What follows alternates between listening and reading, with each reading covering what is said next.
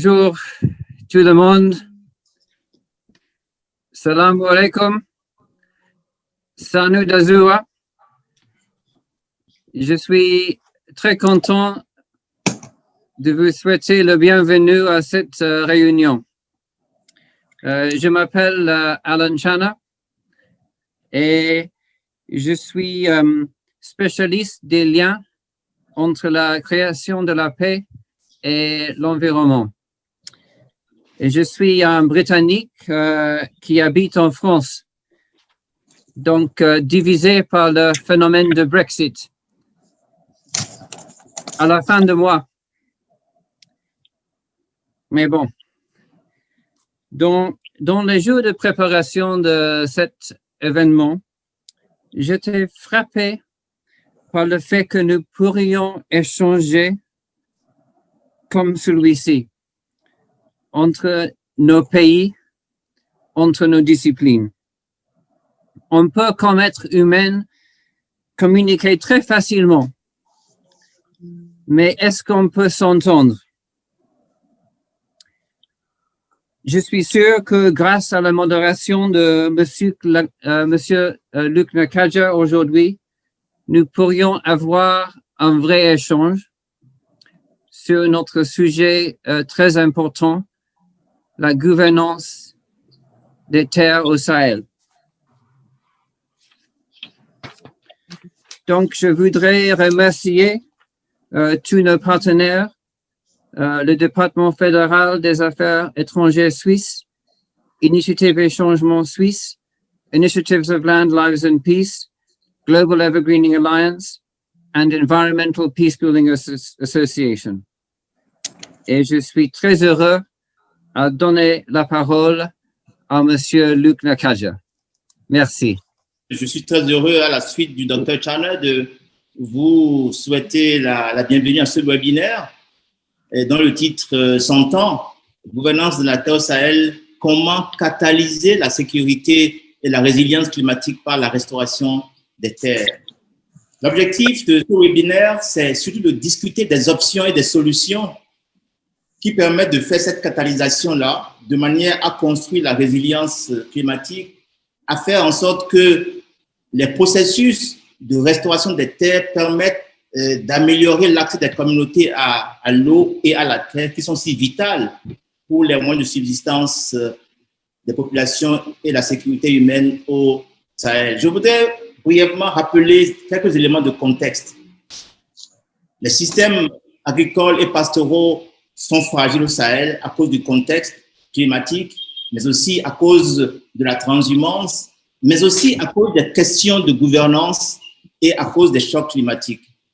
En théorie, mais on verra tout à l'heure, la restauration des terres peut améliorer les moyens de subsistance des populations et, ce faisant, aussi construire l'adaptation au changement climatique et favoriser la paix. J'ai visité un peu le site web du G5 Sahel qui s'appelle g5sahel.org, vous pouvez le faire aussi. Et dans le document dit de stratégie de défense et de sécurité qui est disponible sur ce site-là, la question de la résilience et du développement humain constitue l'un des axes, en fait, le 4e axe de stratégie du G5 Sahel. Et au nombre des actions prioritaires de cet axe stratégique figure, entre autres, et je cite quelques actions prioritaires, l'appui à la défense et à la restauration des terres agricoles, le soutien au pastoralisme résilient et l'appui à la gestion rationnelle des ressources naturelles. On voit bien donc que c'est une question qui, même dans cette rencontre, dans cette réunion ciblée surtout sur des questions de sécurité, cet aspect-là est aussi un aspect stratégique prioritaire. En pratique, beaucoup s'accordent à dire qu'il est difficile de créer un cercle vertueux de changement dans le contexte du Sahel. Mais il convient cependant de rappeler ce qui suit. Pendant les 2 décennies terribles, des décennies 70 et 80, avec leur lot de sécheresse prolongée et d'accélération des processus de désertification, le Sahel a connu ici et là, en particulier après ces 2 décennies-là, des mouvements de restauration des terres. Je me souviens, moi, avoir visité dans le sud-est du Niger, dans la zone de Difa, des terres qui ont été restaurées par ce qu'on a finalement appelé la régénération naturelle assistée, RNA en français, ou Farmer Managed Natural Regeneration en anglais. Donc, on a même pu calculer qu'au Niger, pendant cette période d'environ 15 à 20 ans, on a pu calculer que environ 5 millions d'hectares de terre ont été régénérés ainsi par les communautés elles-mêmes dans cette partie du Niger. Donc, c'est possible. Alors, moi, mon nom est Luc Nyakadia, je suis le président du think tank qui s'appelle GPS Dev. C'est un acronyme qui signifie, en anglais, qui signifie Gouvernance et politique pour le développement durable. J'ai servi de 2007 à 2013 les Nations Unies comme secrétaire exécutif de la Convention sur la désertification. Et un peu avant ça, pendant 6 ans, j'ai été ministre de l'Environnement. Je voudrais ici remercier les panélistes qui m'accordent le privilège de modérer ce panel. Nous avons en effet 5 excellents panélistes, dont 2 femmes, je m'en réjouis, dont une ministre, et encore je m'en réjouis. Ce sont de fins connaisseurs des problématiques relatives à la gouvernance des terres et à la sécurité. Nous avons donc Madame Bouare Bintou Founé Samake du Mali, qui est ministre de la promotion de la femme, de l'enfant et de la famille. Madame la ministre, bienvenue. Nous avons Monsieur Ouma Silla du Sénégal, mais qui aussi est directeur intérimaire pour l'Afrique de l'ONU-SIDA, en particulier directeur Global Land Tool Network à Nairobi. Nous avons Madame Salima Mahamoudou du Niger, mais qui travaille à Washington au World Resource Institute comme associé de recherche dans ce qu'ils appellent Land Accelerator Program. Nous avons le docteur Abassé Toundiani, qui est le directeur de l'Institut national de la recherche agronomique du Niger. Et nous avons le colonel-major Ousmane Traoré du Burkina Faso, ancien gouverneur de la région de l'Est de Ouagadougou. Nous allons discuter. Mon rôle va être de faciliter un brainstorming entre experts et ensuite d'ouvrir les discussions pour l'audience qui est nombreuse, je m'en réjouis. 4 questions. Quels facteurs entravent la bonne gouvernance de la terre au Sahel et comment peut-on les surmonter? Comment la gouvernance des terres interagit-elle avec les défis de l'insécurité et des conflits? Quels processus, quelles politiques peuvent être élaborées pour la bonne gouvernance de la terre au Sahel et comment peut-on les mettre en œuvre? Et la 4e question résume l'ensemble en réalité de nos discussions. Quelles sont les options et solutions permettant de catalyser la sécurité et la résilience climatique à travers la gestion durable des ressources naturelles et tout particulièrement la restauration des terres dégradées qui sont si vitales. Leur restauration est si vitale pour les moyens de subsistance et de sécurité humaine au Sahel. Le webinaire est enregistré, donc il sera disponible en ligne pour d'autres consultations. Et peut-être, permettez-moi de féliciter ceux qui ont travaillé à ce que nous avons sur le webinaire. Le docteur Alan Chana, nous avons Madame Anna Pratt et nous avons Monsieur Thierry Randon. Pour commencer et planter le décor, je vais inviter le colonel-major Ousmane Traoré pour planter le décor. Il va nous dire comment est-ce que la sécurité et la gestion des terres, comment ces deux-là interagissent et comment changer ce cercle vicieux en cercle vertueux. Mon colonel, vous avez la parole. Je compte sur vous pour tenir le défi du temps qui est de 5 minutes. Merci. Je vais donc me joindre à vous pour saluer la présence de toutes les éminentes personnalités avec nous. Je vais aller droit au but en me basant sur l'exemple du Burkina Faso. Quel est l'état des lieux au Burkina Faso? Le Burkina Faso est un pays qui fait environ 274 000 km² avec une population autour de 23 millions d'habitants. 86% de la population active de ce pays vit des ressources foncières, donc de la terre, de l'eau, des forêts, ainsi de suite. Selon les données disponibles au niveau du ministère en charge de l'agriculture, 31% de la superficie du Burkina Faso est dégradée et sur les 31%, 24% sont fortement dégradés. Alors, cette situation fait du Burkina ou de la ressource foncière du Burkina, des sols globalement pauvres, couplés avec un front urbain en pleine expansion, restreignant ainsi l'offre de ressources foncières pour les activités agro-sylvopastorales et faisant des Burkinabés, donc des paysans sans terre.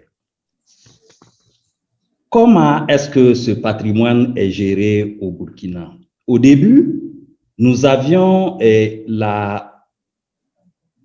fondateurs de lignée, donc les traditionnels qui géraient la terre et qui se la passaient de père en fils. Aujourd'hui, le Burkina regorge d'un arsenal assez varié, juridique et réglementaire, pour gérer justement, organiser les acteurs de la terre et l'accès à la terre. Je ne vais pas les citer, ça va des politiques aux orientations, aux règlements, aux décrets d'application. Lorsqu'on aura on passera aux questions, je pourrai en citer quelques-unes. Mais la plus importante, c'est la politique d'orientation, les plus importantes est la politique d'orientation relative au pastoralisme, la loi portant code minier et la loi portant l'orientation relative à la gestion de l'eau, ainsi de suite.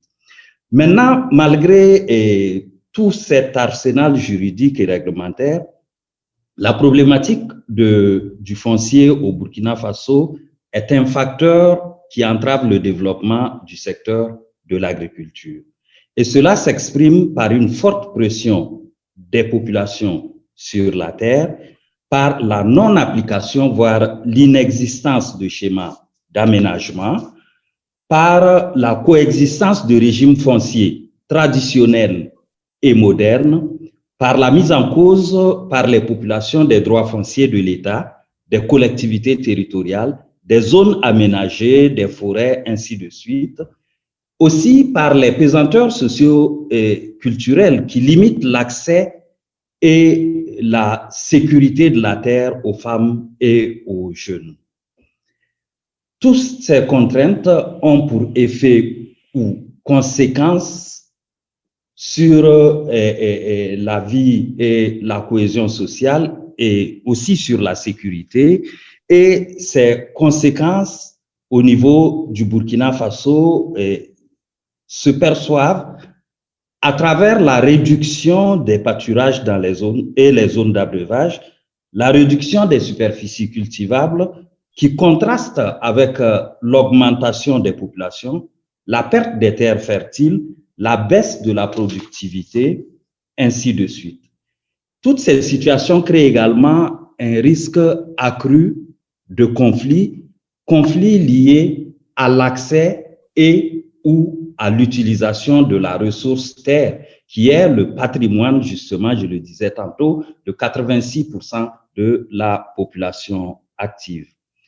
Nous constatons en effet que dans les zones, ça c'est l'impact sur la sécurité, dans des zones qui ont été répertoriées depuis les années 2010 comme zones à risque de conflit, nous constatons aujourd'hui une coïncidence de ces zones avec l'insécurité, avec les attaques terroristes et ainsi de suite.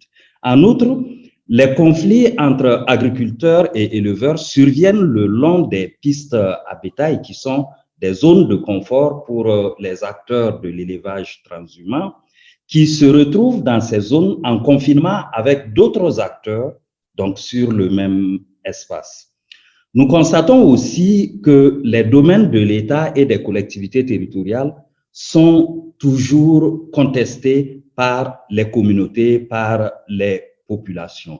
Et nous pensons que cela est dû justement non seulement aux techniques qui sont employées dans le cadre de l'agriculture et le manque de politique et de plans d'action pérennes pour récupérer les terres qui sont dégradées au fur et à mesure que les populations les quittent pour les étendre en déforestant. Il y a quelques pistes de solutions que nous pouvons voir. Je survole parce que le temps est court. Quand nous viendrons dans les questions, je rentrerai dans certains détails. Il résulte donc des réalités du Burkina que la terre est un bien lié à l'économie, mais elle est aussi un espace de vie lié au social, à la culture, aux traditions et à la politique. La dégradation des ressources foncières, quel que soit le domaine foncier considéré, réduit la disponibilité physique de ces ressources, augmente ainsi la compétition pour l'accès et l'usage à ces ressources et par conséquent est conflictogène. Nous disons qu'une gestion harmonisée du patrimoine foncier, couplée avec des plans d'action sectoriels, peuvent améliorer durablement la disponibilité de la ressource et rallonger la vie de ces terres que nous avons. Deuxième point, nous avons constaté que la mauvaise gestion due à la multiplicité des normes et à la coexistence de normes et modernes et traditionnelles de ce patrimoine. Et donc, cette multiplicité accroît les conflits entre les acteurs et même les institutions. Lorsque vous prenez, par exemple, la loi portant régime foncier sur l'eau et la loi portant code minier, ces lois sont gérées par des institutions différentes et la base de données ne semble pas être mise en commun. Vous avez, par exemple, au niveau de l'agriculture, des zones qui sont déclarées zones pastorales et en même temps, au niveau du secteur minier, ces zones sont attribuées à des opérateurs miniers pour mener des prospections ou pour exploiter le minéral. Et ça crée effectivement des conflits, non seulement de gestion, mais de gouvernance au niveau même de l'État. Troisième et dernier point, je crois que je suis à la limite du temps, nous avons la diversité des acteurs nationaux et étrangers, ainsi que l'utilisation de moyens politiques et économiques, tels que la marchandisation. Nous avons une forte propension à l'accaparement des terres. C'est dû souvent aux opérateurs immobiliers, mais aussi à quelques élites des grandes villes qui viennent, qui prennent les terres, parce que la terre, je le disais tantôt, est devenue un capital. Et donc, cette situation entretient et durablement des zones ou des espaces conflictuels parce que les normes que nous avons aujourd'hui n'arrivent pas à gérer les conflits ou les frustrations liées justement à l'utilisation ou à l'action de ces terres. Je dirais donc, pour conclure, que la qualité de la gestion des conflits fonciers, surtout ruraux, qui est récurrente au niveau du Burkina et qui est couplée justement, ou qui cohabite ces conflits des communautés, qui cohabitent avec le terrorisme, est une variable extrêmement sensible à l'instauration d'une sécurité durable, à la paix et à la cohésion sociale au Burkina Faso. Pour parvenir à cette cohésion, à cette résilience dont on parle tant, nous devons considérer qu'au-delà des lois, la priorité doit être à l'unité nationale. Je vous remercie. Merci beaucoup, colonel Traoré, pour avoir campé le décor, pour avoir fait aussi le lien entre dégradation des terres parce que causant la raréfaction des ressources naturelles que sont la terre et l'eau, créer des contextes conflictogènes, comme vous l'avez dit, et vous avez montré aussi comment le contexte juridique et institutionnel, au lieu de faciliter, parfois complexifie les choses. Et vous avez aussi montré comment est-ce que l'accaparement des terres, pas seulement par des acteurs étrangers, mais aussi par des acteurs nationaux, surtout urbains vers le rural, comment est-ce que cela aussi en rajoute au défi. Et vous avez précisé comment est-ce que la qualité de la gestion des conflits fonciers est une variable essentielle à l'instauration de la paix. J'ai rappelé cela pour pouvoir maintenant passer la parole au docteur Abbas. Le docteur Abbas est le directeur de l'Institut national de la recherche agronomique du Niger et il voudra bien nous parler de comment les politiques nationales et locales peuvent catalyser la restauration des terres en tenant compte de ce contexte que vient de camper le colonel Traoré. Docteur Abbas, vous avez la parole.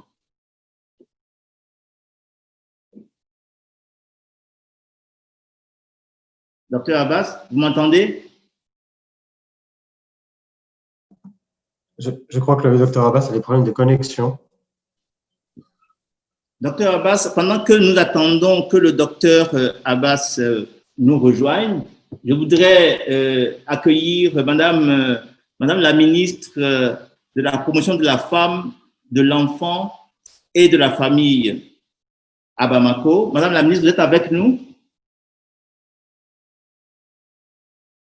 Le défi des webinaires, c'est de dépendre des connexions Internet. Oui, je suis avec vous. Vous m'entendez?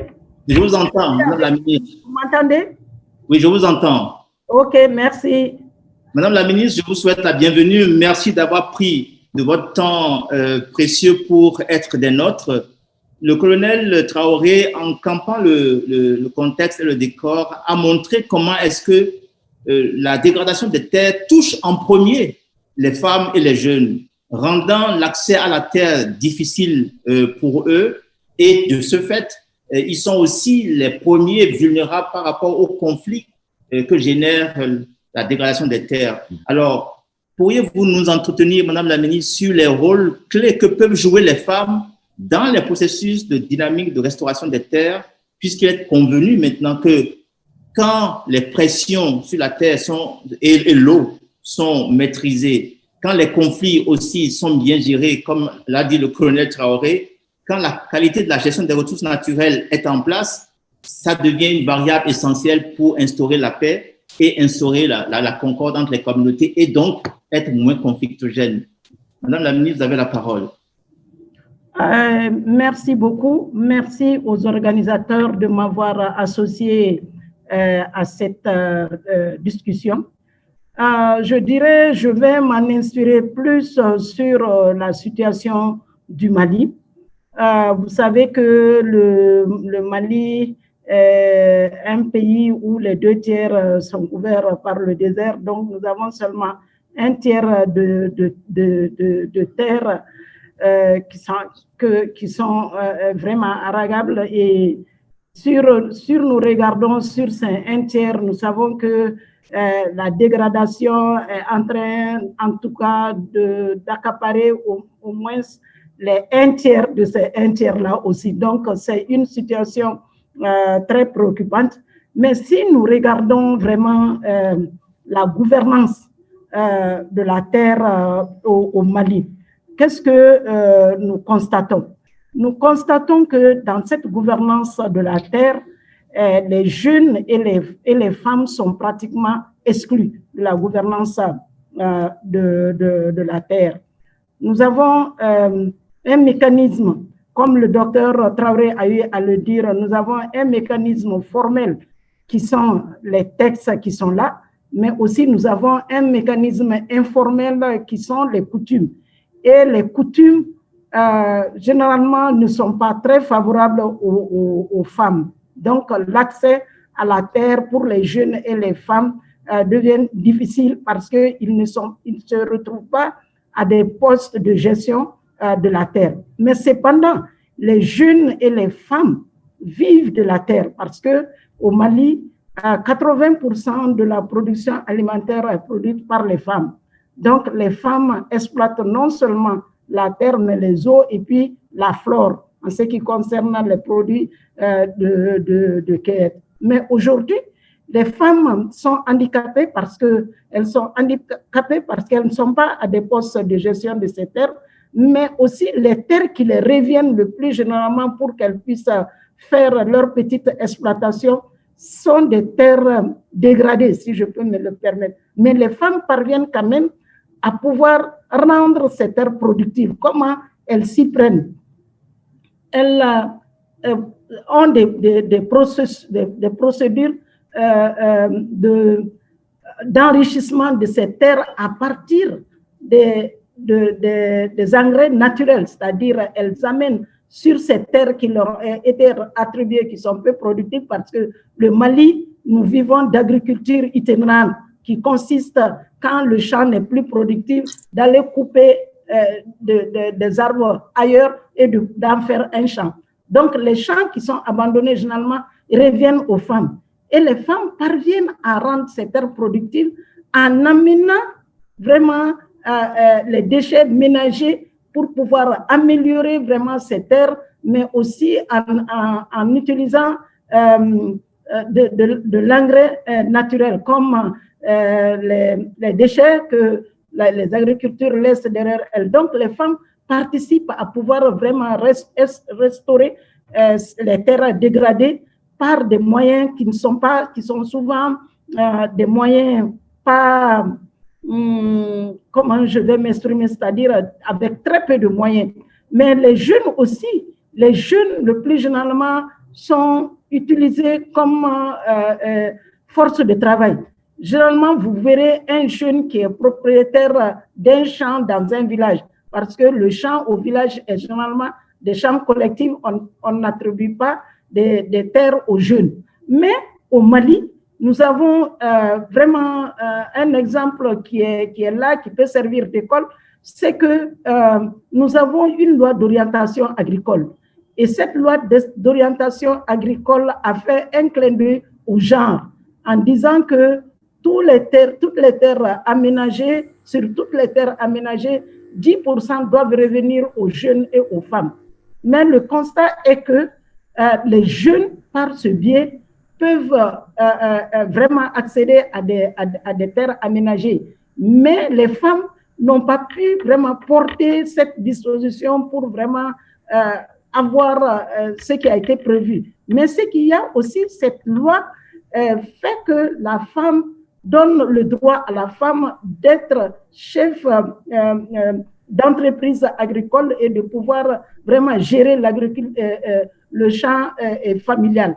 Donc, c'est un exemple d'école, même si quelque part, les femmes ne parviennent pas de façon très significative à porter cette loi, mais cette disposition leur est favorable. Donc, qu'est-ce que je pourrais dire? Qu'est-ce que les femmes peuvent apporter?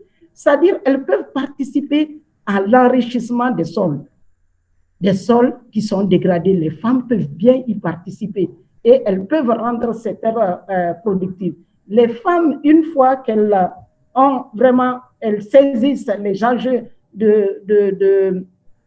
les enjeux pour rendre ces terres agricoles, donc elles peuvent vraiment y participer de façon très significante parce qu'elles sont dans les villages. Vous trouverez que les femmes sont en surnom plus que les hommes. Donc, on peut utiliser vraiment leur capacité à pouvoir vraiment participer à rendre ces terres agricoles aussi bien que les jeunes. Bon, voilà un peu quelques exemples et situations que je voulais souligner par rapport à la participation des femmes pour pouvoir vraiment rendre les terres productives en leur façon. Merci. Merci, Madame la Ministre. Votre contribution a été très précise. Vous avez mis l'accent sur le fait que non seulement les femmes sont les premières à être affectées par la dégradation, parce que les ressources qui leur sont affectées sont les ressources les plus dégradées, mais elles sont aussi en première ligne pour faire montre d'innovation et de résilience en ce qui concerne la restauration des terres dégradées. Alors, je voudrais vous poser à vous et au colonel une même question. Oui. Ma question va être d'abord pour le colonel. Ensuite, je vais vous passer la parole, Madame la Ministre. Colonel Traoré, comment les acteurs de la violence, surtout terroristes, ils profitent de cette situation et comment contrecarrer cela? Bien, merci pour cette question. Je disais tantôt que la mauvaise gestion des conflits communautaires est exploitée par les groupes terroristes. Aujourd'hui, je l'ai aussi souligné, les communautés remettent en cause les domaines des États, de l'État et des collectivités. Ce sont les forêts classées, ce sont les zones classées d'utilité publique, ce sont les aménagements hydro-agricoles, ainsi de suite. Et lorsque ce conflit s'établit et que nous n'avons pas le meilleur mécanisme pour aller à une paix consensuelle, pour aller à un règlement consensuel, les acteurs terroristes viennent et disent, compte tenu de la force de l'État, parce que généralement, les zones aménagées, par exemple, qui sont les domaines de l'État, l'État met en avant les textes juridiques qui lui octroient la propriété de ces zones-là. Donc, c'est la loi contre ces acteurs communautaires qui, pour eux, ne sont pas d'accord parce que ces zones ont appartenu à leurs grands-parents, à leurs aïeuls, et qu'il n'est pas question parce que eux, aujourd'hui, n'ont pas été associés au deal qu'il y a eu entre leurs parents ou leurs grands-parents et l'État. Et aujourd'hui, eux ont besoin d'espace pour assurer leur développement. Ils n'ont pas ces espaces, ils n'ont que le patrimoine de leur famille. Et ce patrimoine se retrouve être un bien de la collectivité ou de l'État. Alors, quand les terroristes viennent, ils leur disent, bon, vous avez ce problème avec l'État qui ne vous permet pas de travailler. Au lieu d'aller à l'aventure, par exemple, à l'extérieur ou à chose, vous nous acceptez, vous venez avec nous, nous, on chasse les acteurs de l'État qui sont sur le terrain et on vous laisse le libre choix d'utiliser vos espaces.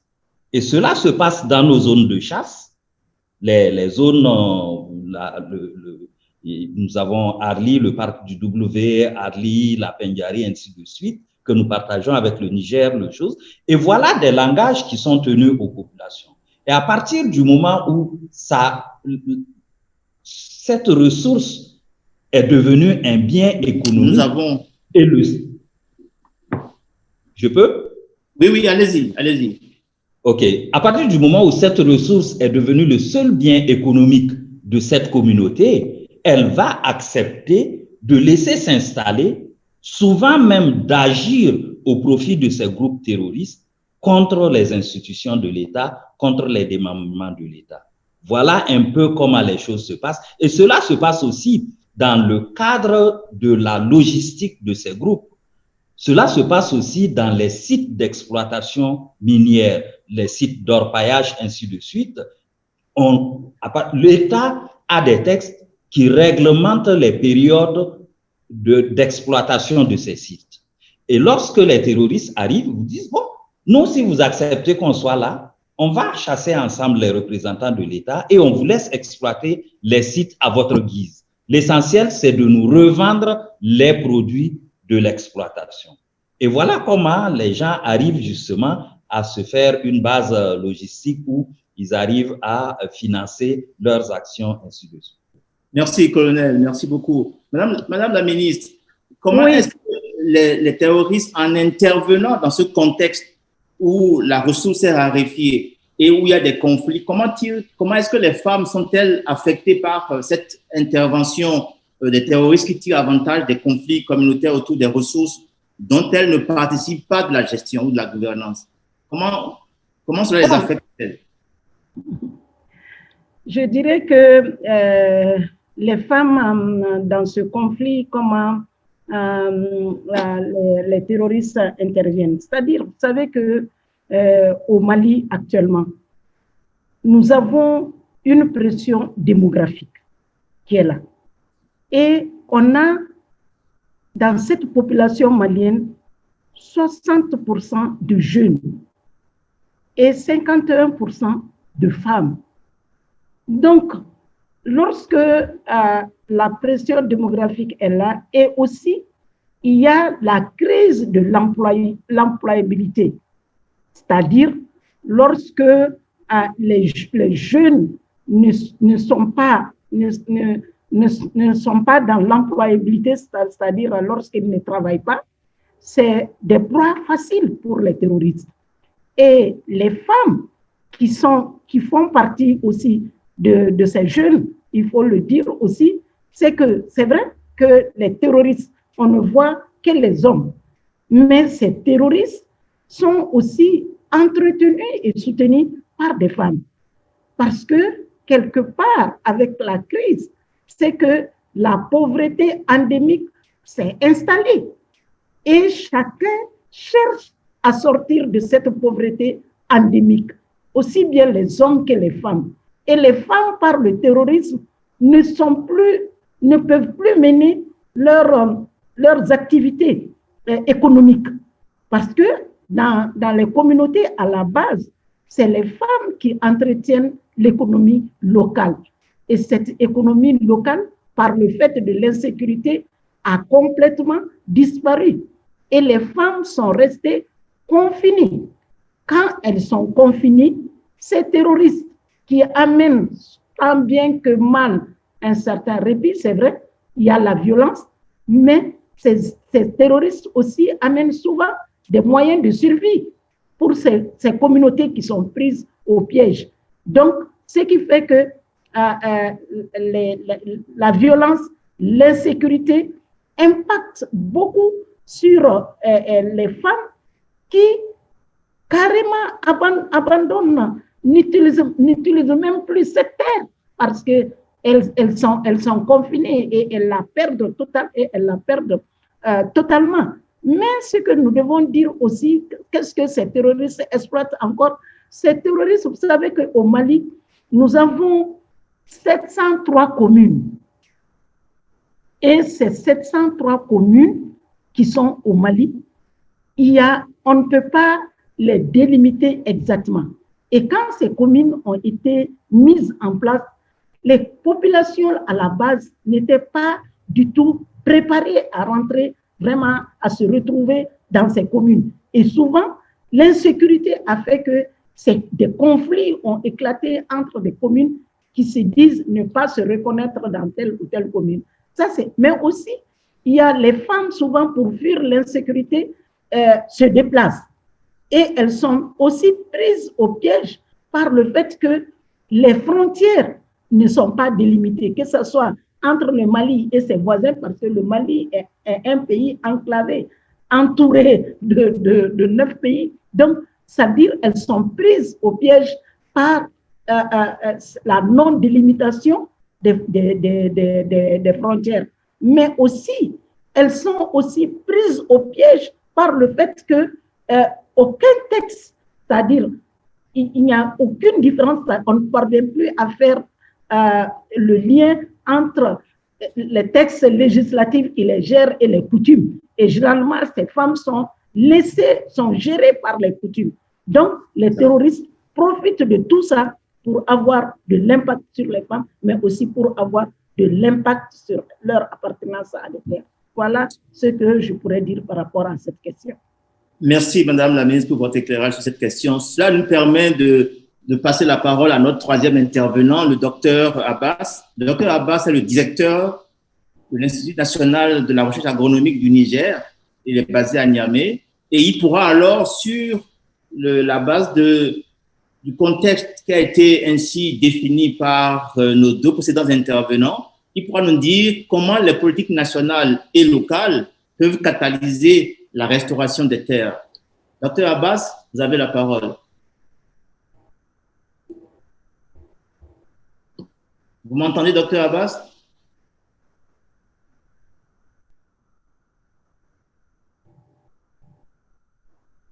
Docteur Abbas? Comme il y a un problème de connexion. Le docteur Abbas, je l'avais vu tout à l'heure, mais on l'a encore perdu. Nous allons poursuivre en attendant qu'il nous rejoigne, en passant la parole à quelqu'un qui s'y connaît aussi en matière de politique, non seulement au niveau national, mais au niveau international. C'est le monsieur Oumar Silla, qui est le directeur intérimaire pour l'Afrique de ONU Habitat et qui est en particulier directeur du Global Land Network. Bonjour, bon après-midi à tout le monde, M. Luc.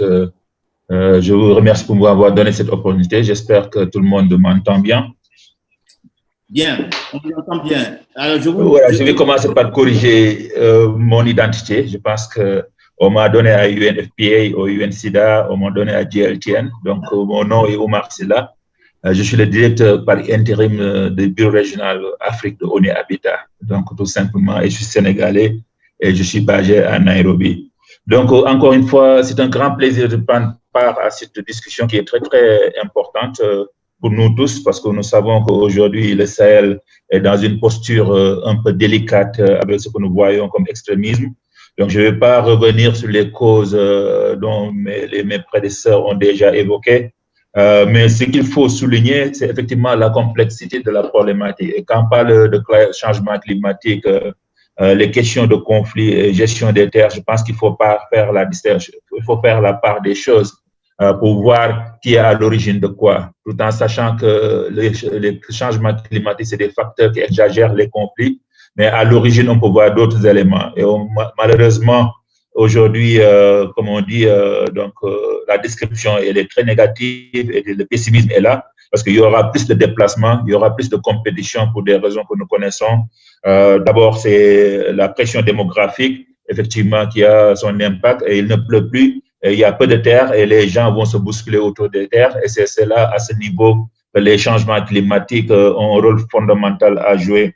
Mais aussi, en même temps, voir aussi, dans cette analyse des causes des conflits, je pense qu'il faut avoir un sens un peu intégré de la problématique, parce qu'on ne peut pas adresser la question en regardant juste un angle. Il faut qu'on puisse voir les choses.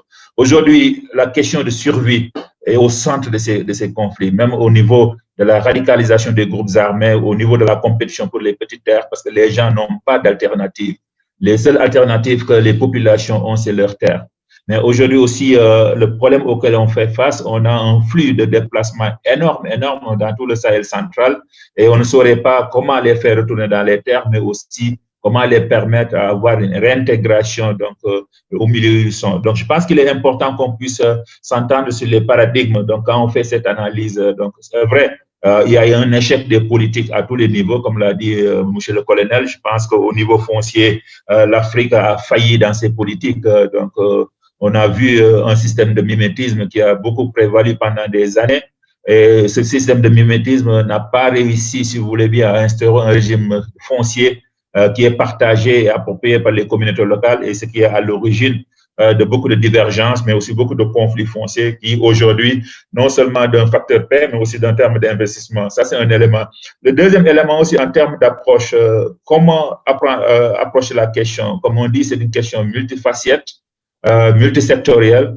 Donc, ça demande aussi une réponse multisectorielle. On ne saurait pas seulement regarder l'angle foncier, mais il faut voir les besoins des populations, comme je l'ai dit, et je pense que le colonel en a parlé.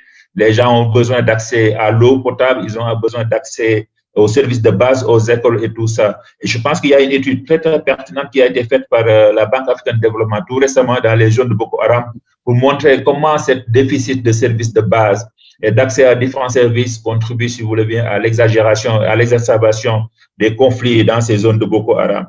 Donc, par rapport à la réponse, donc à la question que vous me posez, effectivement, quelles sont les différentes articulations que nous pouvons voir? Effectivement, il n'y a pas une seule organisation qui peut faire face à ces conflits auxquels on fait face, mais il faut voir aussi comment développer des coalitions et des partnerships solides pour adresser cette question, mais aussi voir dans le long terme. Mais aussi, c'est vrai qu'on est en train de parler d'une situation humanitaire, mais quand on parle de situation humanitaire, elle passe, mais il faut qu'on voit les solutions à long terme. Et puis, il y a toute une question, toute une interrogation à faire par rapport à nos politiques, par rapport à nos comportements, mais aussi par rapport à nos institutions. C'est pour ça que moi, je vois plusieurs niveaux.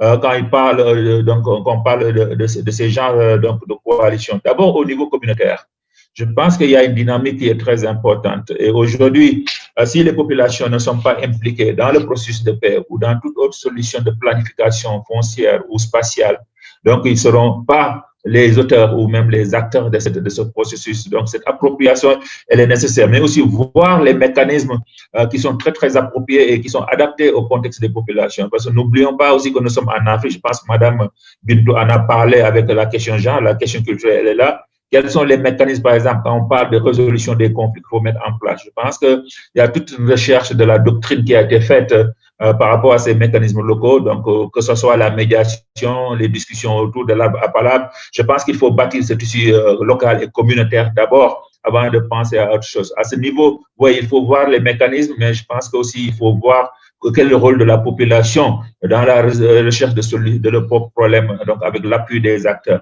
L'autre niveau, c'est effectivement au niveau local. Donc aujourd'hui, on a vu que beaucoup de pays dans le Sahel ont un système de décentralisation très, très approfondi, avec l'installation des collectivités locales, des instances décentralisées, des communes rurales, tout ce qu'on peut les nommer. Mais aujourd'hui, le rôle de ces acteurs locaux sont très faibles dans le processus de pacification. Comment leur permettre d'être au devant? Parce que c'est des gens qui sont proches de leur population et qui connaissent les besoins de leur population. Au lieu d'aller à Ouaga ou bien à Bamako, comment on peut amener ces gens à servir d'intermédiaires dans la discussion? Et cela, ça demande, si vous voulez bien, un renforcement des capacités, mais aussi leur permettre d'avoir tout ce qu'il faut pour enclencher le dialogue avec les communautés en ce qui concerne les outils de planification et autres. Et l'autre aspect aussi, je pense qu'il est important au niveau institutionnel. Comme je l'ai dit au début, c'est un élément multisectoriel, multidimensionnel. Il n'y a pas seulement un seul ministère qui s'en occupe. Ce n'est pas le ministère de l'Intérieur, encore moins le ministère des Affaires foncières ou autre. Donc, je pense qu'il faut trouver un cadre intersectoriel où tous ces gens peuvent s'asseoir et revoir les politiques, mais aussi faire avancer l'agenda en ce qui concerne donc l'amélioration des conditions de vie des populations, mais aussi trouver une manière d'améliorer la gouvernance, parce qu'aussi, il ne faut pas qu'on écoute la gouvernance dans ce débat. Tout ce qu'on voit aujourd'hui, c'est une faillite de l'État central à donner aux populations les services dont ils ont besoin. Et c'est ça qui amène les jeunes à aller dans l'extrémisme. Un exemple que j'ai eu à Bamako, je pense qu'il y a 3 ans, 2015, quand je suis parti dans la zone de Kati, j'ai rencontré des jeunes là-bas qui sont en désespoir, des femmes qui sont en désespoir. Pourquoi? Parce que c'est des gens qui viennent de Bamako et qui s'accaparent des terres pour des logements et tout ça, mais finalement, ils ont perdu leur instrument de survie. Et ces gens, il y a deux options qui étaient sur la table pour eux. La première option, c'était de se lancer vers l'immigration clandestine. Et on voit aujourd'hui en Afrique de l'Ouest combien de personnes périssent dans la mer et des jeunes de rien du tout. Et l'autre alternative pour ces jeunes, c'était de rentrer dans l'extrémisme. Donc, ça veut dire que cette frustration, c'est au cœur, donc, si vous voulez bien, de ces aspects, et les changements climatiques viennent que exacerber et accélérer, si vous voulez bien, cette frustration des communautés, parce qu'il n'y a pas encore des alternatives que les offert. Donc, cette question de gouvernance, il faut qu'on le voit de près aussi, créer une certaine accountability, comme on dit en anglais, et amener aussi nos autorités devant leurs responsabilités en termes de gestion des ressources naturelles. Et je suis d'accord avec le colonel sur les instruments et les mécanismes qui sont mis en place dans la consultation, dans la gestion participative. C'est des choses qu'il faut faire, je pense. Et le dernier niveau pour moi qui est très important, c'est au niveau multilatéral. Je pense qu'effectivement, nous sommes tous ici en train de parler de cette problématique au niveau du Sahel, mais nous avons des responsabilités partagées. Comment faire de telle sorte que ces institutions multilatérales qui sont mises en place, que ce soit au niveau du Sahel, au niveau du bassin du Tchad, donc puissent avoir les éléments nécessaires pour nourrir leur stratégie. Je pense qu'au niveau du maintien de la paix, il y a beaucoup de stratégies qui sont mises en place, mais quel est le degré de considération de cette dimension foncière des conflits dont nous parlons? Je pense que parfois, c'est juste d'une manière marginale dans les stratégies, et cela demande aussi de documenter et d'avoir ce qu'on appelle des preuves à l'appui pour informer ces stratégies et montrer que aussi dans l'approche que nous devons avoir, il faut une approche intégrée et multisectorielle. Et je pense que là, cette coalition est importante aussi au niveau multilatéral, mettre nos efforts ensemble et appuyer ces structures, que ce soit au niveau du G5 Sahel, qui aura parcouru la stratégie du G5 Sahel, quel est le degré d'intégration de ce que nous parlons. Donc, je pense qu'il faut que nous puissions sortir de cette logique de maintien de paix seulement et voir la dimension sociale et sociologique et écologique même maintenant. Donc, dans les stratégies de mise en œuvre. Je pense que c'est des faiblesses que nous faisons face, et de mon expérience, je pense qu'il était très difficile parfois de convaincre les gens que la problématique, c'est la vie. Il faut mettre les gens au cœur de la problématique, mais aussi au cœur de la solution, c'est important. Nous, en ce qui concerne ONU Habitat, je pense qu'on a eu à intervenir sur cette question des terres dans plusieurs pays, que ce soit en République démocratique du Congo, moi-même j'étais là-bas. Aujourd'hui, au niveau de Somalie, on travaille aussi dans les solutions durables pour les déplacés internes, avec un volet sur les finances municipales, permettre aux populations de générer un peu de revenus pour financer leur réinstallation et leur intégration. Mais aujourd'hui, au Mali, nous venons juste de signer un accord avec l'Union européenne pour assister les déplacés dans les zones de Dori. Et cela consiste surtout à repenser la planification spatiale, parce qu'il faut anticiper. Il y aura une population qui va augmenter, des gens qui vont besoin d'espace. quels sont les outils efficaces qu'il faut mettre en place dans la planification, gestion du terroir. Et ce sera aussi un outil important pour la prévention et la résolution des conflits fonciers. Donc, c'est une logique aussi qu'on a introduit dans notre stratégie d'intervention au niveau du Burkina, donc dans cette démarche communautaire, mais aussi renforcer les capacités donc des acteurs locaux à tous les niveaux pour qu'ils soient en mesure d'être au top de leurs préoccupations. Voilà ce que je peux partager, monsieur le modérateur. Je sais que j'ai dépassé les 5 minutes et je serai prêt à prendre n'importe quelle question. Donc, je vous renvoie la parole. Back to you. Merci beaucoup. Merci, monsieur Sylla. Précisément, j'ai une question pour vous. Vous avez mis en lumière le fait que les changements climatiques amplifient les compétitions et les conflits. Vous avez mis en lumière le rôle au niveau multinational des coalitions. Le G5 Sahel est une coalition dédiée d'ailleurs pour les questions liées donc aux sécurités au pluriel. J'ai rappelé tantôt que les questions de gestion durable des ressources naturelles sont au cœur de la stratégie du G5 Sahel. Mais quand on regarde le plaidoyer et le discours qui est tenu dans les rencontres pour les coalitions, ce potentiel de la restauration des terres comme étant une porte d'entrée pour catalyser la paix et réduire les conflits, on ne l'entend pas souvent. Comment voyez-vous la coalition au niveau multilatéral faire avancer cela? Comment faire valoir le potentiel de la restauration en termes même simplement de retour sur investissement? Comment le faire valoir, M. Sylla? Justement, c'est ça que j'ai dit. Les gens sont plus pressés à parler des attaques qu'on voit et du radicalisme des gens, mais ils ne réfléchissent pas sur les causes. Et c'est là le problème. C'est vrai, politiquement, c'est plus simple de dire que, ben, écoute, on a beaucoup de jeunes qui sont dans les groupes armés, mais quelle est en réalité la conséquence, les causes de ça?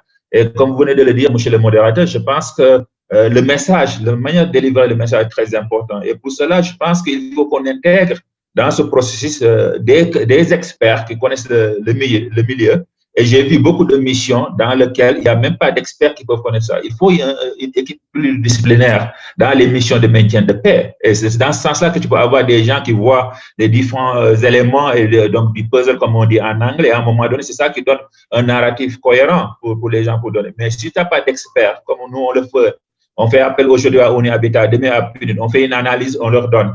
Et demain, il n'y aura rien qui va se passer. Donc, il faut qu'on puisse penser à mettre en place des experts dans ces missions qui peuvent faciliter. Et c'est une discussion qu'on a eue au niveau de New York pendant des années avec le département des affaires politiques des Nations Unies, parce qu'il y a 2 ans, on a mené ce qu'on appelle le développement d'une note d'orientation pour le secrétaire général sur les terres et conflits d'une manière générale. Et une des conclusions, c'est qu'il faudrait créer des capacités au sein de la mission, mais aussi au sein du département des affaires politiques pour que ces gens puissent être en mesure de faire les analyses nécessaires, mais aussi en mesure de voir l'articulation qu'il y a entre ces aspects que nous discutons et d'autres aspects sécuritaires ou de maintien de paix. Donc, effectivement, monsieur le modérateur, en fin de compte, la question, c'est cette dimension holistique de la problématique. Et tout le temps, on ignore même la question foncière.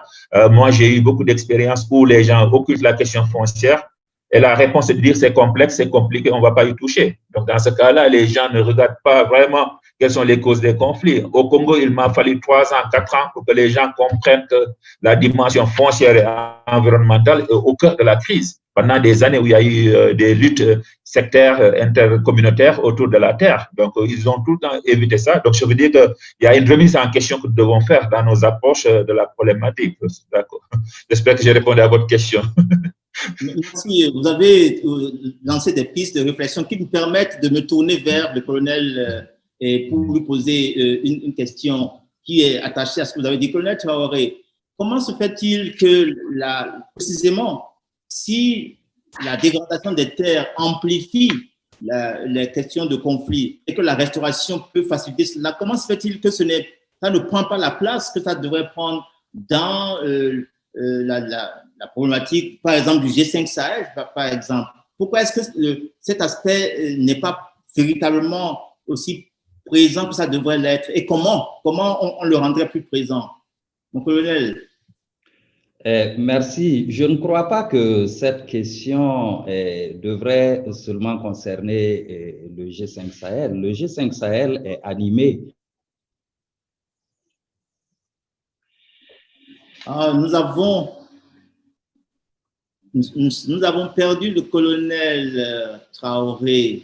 Donc, en attendant que nous retrouvions le colonel Traoré, je vais me tourner vers Madame la ministre. Madame la ministre, nous avons vu, vous l'avez souligné, que les femmes, les jeunes ne sont pas impliqués dans la gouvernance. Vous avez mis en lumière le fait qu'ils sont les premiers touchés et les derniers impliqués. Comment voyez-vous les politiques mises en place, en attendant que je laisse la parole à une personne qui va en parler parce qu'elle n'est pas encore connectée, on l'a perdu tout à l'heure, le docteur Abbas. Comment voyez-vous les politiques publiques en cette matière-là être plus holistiques, comme a dit M. Sylla? Comment voyez-vous l'approche sécuritaire être une approche véritablement de développement durable des ressources naturelles?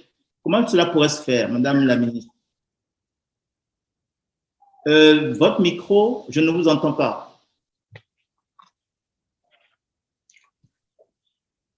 Je crois que votre micro est fermé, je crois. Madame la ministre, votre micro est fermé. Madame la ministre, votre micro est fermé. Madame la ministre, votre micro est fermé. Oui, vous m'entendez? Je vous entends. Donc, je dirais qu'au Mali, nous vivons vraiment avec une mission de maintien de la paix. Et cette mission de maintien de la paix, comme vient de le souligner notre interlocuteur, nous savons que beaucoup de moyens sont déployés. Mais ces questions de gestion de la terre, des eaux et de la flore ne sont pas tout à fait inclus comme telles dans ces opérations de maintien de la paix. C'est vrai que beaucoup de conflits ont leur source en ce qui sont liés à la gestion de la terre, parce que c'est de ça qu'il s'agit aujourd'hui au Mali. Il y a des conflits qui étaient latents et ces conflits ont éclaté entre les communautés et la base de ces conflits, c'est lié à la terre, parce que la cohabitation, la surpopulation est devenue en sorte que des gens cherchent à changer les règles de gestion, les règles de gestion de la communauté, les règles de gestion en ce qui concerne l'accès aux ressources. Donc, nous pensons qu'aujourd'hui, ces questions doivent être examinées de façon très globale dans ces opérations de maintien de la paix. L'objectif que nous voyons, c'est de faire taire les armes. C'est de faire en sorte de neutraliser ces personnes qui ont pris les armes, qui mènent des attaques. Mais ce qu'on oublie, c'est que ces personnes qui ont pris des armes, qui font des attaques souvent, viennent de la communauté. Parce que, comme ils aiment à le dire, l'ennemi est invisible et l'ennemi est asymétrique. C'est une guerre asymétrique. Ça veut dire quoi? Ça veut dire que, quelque part, il y a une question latente qui est là, dont on ne parle pas, malgré qu'on a déployé tous ces moyens. Vous parlez de G5, c'est vrai, nous, il y a le G5, mais au sein du G5, il y a le groupe G5 des femmes. Et dans ce groupe G5 des femmes, on ne parle pas d'armes, on ne parle pas, mais on parle surtout d'accès aux services aux services fondamentaux de base. C'est de ça qu'on parle au sein du G5 femmes. On ne parle pas de trucs, d'armes, de neutraliser des terroristes, mais on parle comment nous pouvons faire en sorte qu'il y ait l'éducation, qu'il y ait la santé, qu'il y ait des routes, etc. Parce que là, tous ces besoins fondamentaux sont liés vraiment à un mieux-être des populations et ensuite à cette gestion qui est là, dont on ne parle pas, qui est la gestion de la terre, dont on n'entend nulle part dans aucun regroupement. Donc, Moi, je dirais tout simplement que cette question doit être intégrée dans les opérations de maintien de la paix. Et lorsque c'est introduit, nous allons vraiment nous rendre compte que quelque part, il y a une question fondamentale qui a été posée. Merci, Madame la Ministre. Votre intervention me donne l'occasion de faire la transition pour donner la parole au docteur Abbas qui vient de se reconnecter. J'espère que Internet sera avec nous. Docteur Abbas, nous avons donc pu planter le décor, parler donc d'un certain nombre de problématiques, la connexion entre les politiques publiques, la gestion durable des terres et comment cela est conflictogène parce que cela facilite la dégradation des terres au lieu du contraire. Je voudrais vous donner la parole, docteur Abbas, pour que vous nous parliez de comment est-ce que les politiques nationales et locales pourraient vraiment catalyser la restauration des terres dans un contexte comme celui du Sahel. Docteur Abbas. Merci, Luc. Merci de me donner cette opportunité de partager avec vous l'expérience du Niger en matière de gouvernance des terres et mieux, effectivement, donc expliquer comment est-ce que les politiques nationales et locales peuvent catalyser la restauration des terres. Tout d'abord, disons que la restauration des terres est une dimension. Et cette dimension comporte en son sein plusieurs options. Vous avez effectivement donc des options, effectivement donc des ouvrages dits donc de conservation des eaux et du sol, que j'ai nommé par exemple les demi-lunes. Vous avez ce qu'on appelle les banquettes. Vous avez ce qu'on appelle aussi donc les ailes agricoles. Mais aussi, il faut retenir que ce n'est pas seulement donc des ailes agricoles, il y a les ailes pastoraux, les ailes qui sont faits au niveau donc des zones pastorales. Mais mieux encore, vous avez une autre option qui s'appelle la régénération naturelle assistée. Alors, nous voulons effectivement ici nous attarder beaucoup plus sur cette dernière option. Et pourquoi cette dernière option? C'est parce que cette dernière option, elle peut effectivement en elle seule regrouper effectivement toutes les autres options que je viens de citer. Et pourquoi?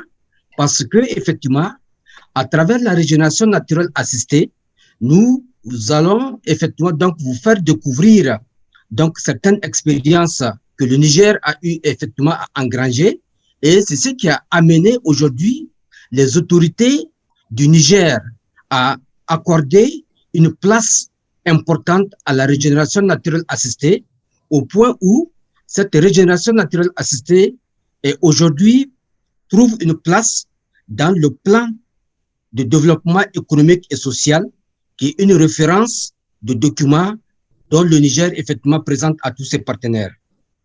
La régénération naturelle assistée, elle a une place de choix dans la stratégie de l'initiative Les Nigériens nourrissent les Nigériens, et notamment au niveau donc de son axe 5, où effectivement donc la régénération naturelle a été véritablement donc détaillée. Aussi, dans par exemple ce que nous appelons la contribution déterminée au niveau national. Effectivement, le Niger, pour atteindre effectivement donc un des objectifs et effectivement donc de la poursuite donc de son adhésion au niveau donc de l'accord de Paris, là il a pris un certain nombre d'engagements par rapport effectivement donc à la régénération naturelle assistée qui va contribuer à cette CDN là. Mieux encore, le Niger s'est adhéré effectivement donc à l'initiative africaine donc de restauration des paysages, et aussi pour poursuivre donc le défi donc de Bonn, le Niger s'est engagé effectivement à réaliser 3,2 millions d'hectares à travers effectivement donc la restauration des terres. Ensuite, il faudra aussi retenir que le Niger donc s'est adhéré à une initiative donc africaine, et cette initiative africaine, il y a eu même un concours qui s'était déroulé en 2018 où le Niger donc, a eu donc, le premier prix sur la pratique de la régénération naturelle assistée qui fait office de lutte contre la désertification. Ensuite, pour inciter davantage les producteurs à booster cette pratique de restauration des terres, tout récemment, c'est-à-dire en juillet dernier, le Niger vient d'adopter un décret. Et ce décret, il incite, ce sont des mesures d'incitation pour amener effectivement donc les producteurs à aller dans cette pratique de restauration des terres. Aujourd'hui, il faudrait comprendre que ce décret qui a été pris ou qui a été adopté en Conseil des ministres garantit et sécurise les producteurs dans la mise à l'échelle effectivement donc de la restauration des terres. Parce que vous reconnaissez une chose, le paysan ou le producteur, quand il sait qu'il a un intérêt, il va toujours investir dans la restauration des terres. Et aujourd'hui, du fait que on lui donne effectivement toute cette loyauté de reconnaître effectivement son droit d'exploiter les fruits effectivement donc de son investissement. Et ensuite maintenant, même si par exemple vous êtes détenteur d'un permis pour aller couper par exemple du bois, vous ne pouvez pas en aucune manière aller dans le champ par exemple de celui-là qui a protégé ses arbres pour que vous puissiez effectivement donc les couper. Et ça c'est interdit. Alors, c'est pour dire que il y a des actions qui par exemple au-delà de la volonté politique au niveau national, au niveau aussi local, dans tous les plans de développement de communes, la régénération naturelle assistée, comme pratique de restauration des terres, elle fait figure et elle a une place de choix. Cependant, ce que nous allons dire pour assurer la durabilité de cette restauration des terres, il doit falloir effectivement prendre du recul pour respecter les vocations de terre, même dans la restauration. Et ensuite, nous pensons qu'il est important de travailler en étroite collaboration avec ces communautés. Parce que ces communautés, elles savent effectivement aujourd'hui ce qu'elles veulent. Elles ont des objectifs. Et ces objectifs, à travers les restaurations des terres qu'elles mènent au niveau local, si nous arrivons effectivement à nous inscrire dans cette dynamique, cela va nous aider effectivement ensemble à pouvoir élaborer un plan de restauration. Et ce plan de restauration, il va impliquer effectivement toutes les parties prenantes. Et ces parties prenantes, y compris effectivement donc les chefs de canton, les chefs des villages et au niveau donc des mairies, parce qu'au Niger, la porte d'entrée de toute intervention au niveau de communauté rurale, c'est la mairie. Alors maintenant, nous pensons que un plan de restauration, une fois établi et qui va impliquer toutes les parties prenantes, va permettre effectivement de pouvoir faire émerger la conscience et les besoins effectivement de ces communautés. Et en ce moment, on pourra parler de la gouvernance des restaurations des terres parce que en ce moment, ce sont les communautés qui vont effectivement être responsables et on va les autonomiser pour qu'elles-mêmes arrivent effectivement demain quand il y a un partenaire qui va arriver pour effectivement les accompagner sur telle ou telle action, ils ont déjà leur plan de restauration et vous allez vous inscrire effectivement dans ce plan de restauration. Et ensuite, maintenant, nous pensons que cela va permettre effectivement. Docteur Abbas, je ne voudrais pas vous perdre parce que j'ai une question pour vous. Vous m'entendez? Vous m'entendez? Non. De pouvoir maintenant rassembler toutes les compétences. Je vous entends. Oui, allô? Oui, nous avons une contrainte de temps. J'ai pris note de ce que vous avez dit, mais j'ai une question pour vous avant de passer à notre intervenant suivant. Et ainsi, il y a des éléments que vous pourrez apporter pendant les questions, parce qu'il y a des questions qui viennent déjà.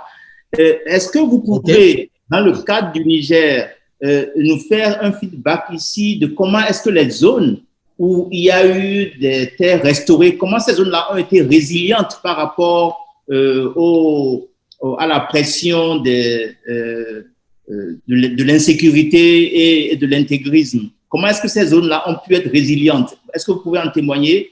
Moi, je me souviens avoir visité des zones… Merci beaucoup, Luc. J'ai ici en mémoire d'abord l'année 2005. L'année 2005 où il y avait eu une famine ici au Niger.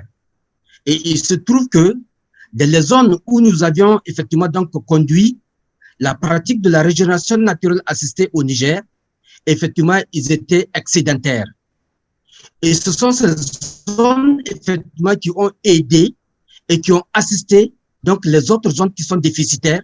Et ensuite, maintenant, dans la partie nord de la région de Dosso, et particulièrement dans le département de Douchi, c'est une zone nord, une zone désertique.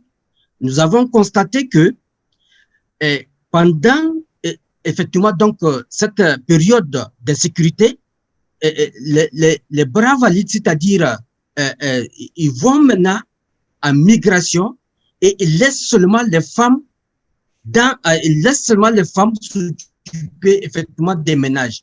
Et nous avons travaillé avec ces femmes-là, et ces mêmes femmes, effectivement, elles ont continué à faire la régénération naturelle assistée, et elles ont appris effectivement à mettre en place ce que nous appelons des entreprises communautaires. Et ces entreprises communautaires, c'est pour la transformation de certains produits issus de la régénération naturelle assistée. Je n'en veux pour preuve, effectivement, le cas, par exemple, de ce que nous appelons Balanites aegyptiaca, qui leur permet effectivement donc de faire de l'huile et de faire effectivement donc des produits cosmétiques. Et ensuite, maintenant, des produits comme celui de Ziziphus mauritiana, qui sont très consommés et très appréciés effectivement par les communautés et qui permettent d'améliorer la qualité nutritionnelle de ces différents ménages. Alors, c'est pour dire que même en cas d'insécurité, effectivement, nous avons remarqué que le fait d'impliquer effectivement ces communautés est à la base pour la restauration, par exemple, donc des terres. Ça leur permet effectivement donc d'avoir des petits revenus. Et ces petits revenus, effectivement, leur permettent de pouvoir se stabiliser et souvent oublier même d'aller, par exemple, à la migration parce qu'il y a une diversification d'activités de restauration qui leur permet effectivement de pouvoir se fixer.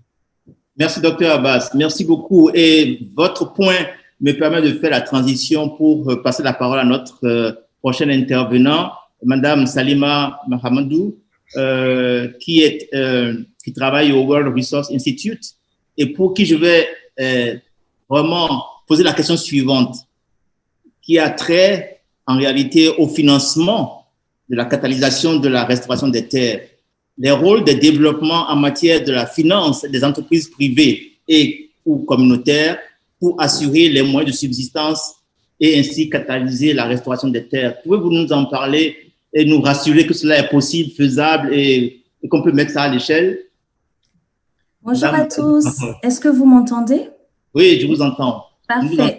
Merci. Et j'aimerais vraiment, avant même mon propos, rebondir sur certains des points qui ont été dits. On a parlé d'approche intégrée. On a parlé, Monsieur Abbas vient de parler de ces grands commitments, de ces engagements que les pays ont fait, 100 millions d'hectares à restaurer. Mais lorsqu'on s'est assis avec différents partenaires, on s'est dit comment est-ce qu'on va arriver à ces 100 millions d'hectares? Comment est-ce qu'on va arriver à intégrer une gouvernance, une approche de gouvernance intégrée? Et on s'est demandé, mais qui finance cette restauration des terres? Lorsqu'on regarde juste, on fait un constat. Qui finance la restauration des terres au Sahel et même en Afrique? C'est soit le gouvernement, à travers le ministère de l'Environnement, différents ministères, ou les partenaires techniques et financiers.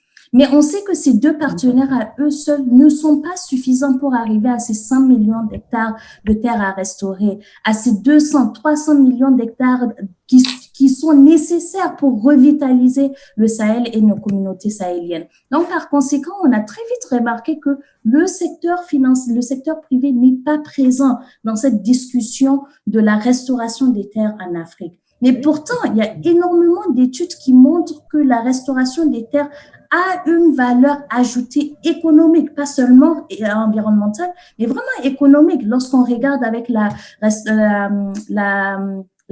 RNA, on remarque qu'il y a une montée, voire même doublée, ou triplée en termes de récolte agricole ou céréalière. Donc, comment est-ce qu'avec tous ces avantages économiques, comment est-ce que, nos ministères des Finances dans les différents pays ne sont pas incorporés ou inclus dans les discussions de restauration des terres, et comment est-ce que le secteur privé n'est pas présent? Donc, on s'est lancé dans cette quête pour comprendre qui sont ces entreprises ou quel est le business de la restauration des terres en Afrique. Donc, on a ciblé quelques pays où nous étions présents et on a fait un scoping. On a fait vraiment une recherche pour voir quelles sont les PME existantes. Et je tiens à dire qu'elles existent.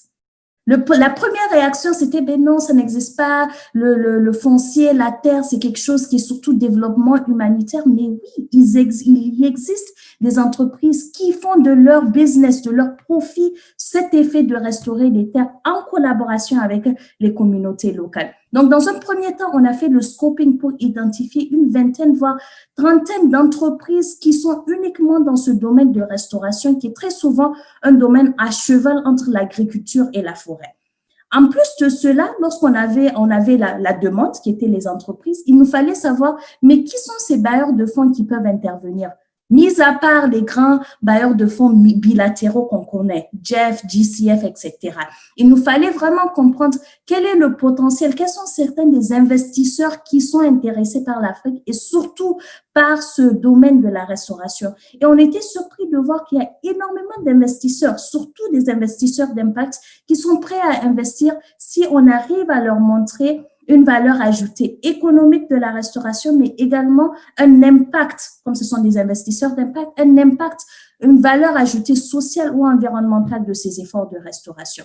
Donc, c'est dans cette dynamique qu'on s'est dit, d'un côté, on a les entreprises et les PME qui existent au niveau des différents pays africains et surtout sahéliens, mais de l'autre côté, on a les investisseurs d'impact, mais ils ne discutent jamais. Ils ne sont jamais mis en relation. Donc, on a pris comme défi les regrouper. Donc, c'est là d'où le terme de Land Accelerator. On a créé le premier programme, l'accélérateur de la terre. Comment est-ce qu'on arrive à amener ces entreprises dans le domaine de la restauration et ces bailleurs de fonds qui sont prêts à investir? Donc, ce programme est un programme d'environ 1 à 2 semaines où on regroupe les meilleurs des candidats au niveau de l'Afrique, une quinzaine de candidats pendant 1 semaine où on leur apprend différentes techniques de business. Parce que une des choses qu'on a remarqué, c'est que ce n'est pas parce qu'ils ne savent pas quelles sont les différentes techniques de restauration des terres, mais très souvent, beaucoup d'entre eux n'ont même pas de business plan. Donc, ils ont une très bonne idée, mais ils n'ont pas forcément les atouts du business plan ou du business, de l'environnement business pour leur permettre d'échanger et d'être compétitifs au niveau régional. Donc, ce programme a pour objectif de regrouper ces différentes entreprises, les meilleures qu'on cible à travers un concours, de les entraîner pendant 1 semaine sur différentes thématiques, que ce soit technique, mais également en termes de business, en termes de savoir parler, savoir se vendre.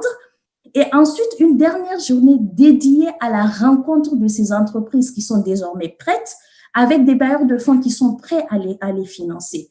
Et là, actuellement, en 2020, maintenant, nous sommes en train d'organiser la 3e édition de ce programme. Tout ça pour vous dire que ça marche et nous avons réussi à vraiment voir qu'il y a énormément d'intérêt. Juste pour vous donner quelques chiffres, en 2018, nous avons eu environ 245 candidatures sur différents pays, environ 27 pays africains qui ont candidaté. En 2019, nous avons eu 335 candidatures et sur 30 pays africains. Donc, nous voyons qu'il y a énormément d'entreprises, des PME qui existent dans nos différents pays et surtout au Sahel et qui sont intéressées par cette mise en contact direct avec le bailleur de fonds. Maintenant, juste pour vous donner quelques chiffres en plus, parmi les 26 PME entre 2018 et 2019 qui ont travaillé et qui ont accédé au programme du Land Accelerator, Sur les 26, il y en a 10 qui ont réussi à récolter plus d'un demi-million de dollars en termes de sécurisation de financement avec ces différents investisseurs. De plus, nous avions remarqué que sur ces mêmes 26 PME qui ont participé au programme, ils ont doublé leur pouvoir ils ont doublé leur employeur. Donc, en 2018, les entreprises avaient environ 400, voire 500, disons en gros, 500 employés sur la totalité des entreprises avec lesquelles nous avions travaillé.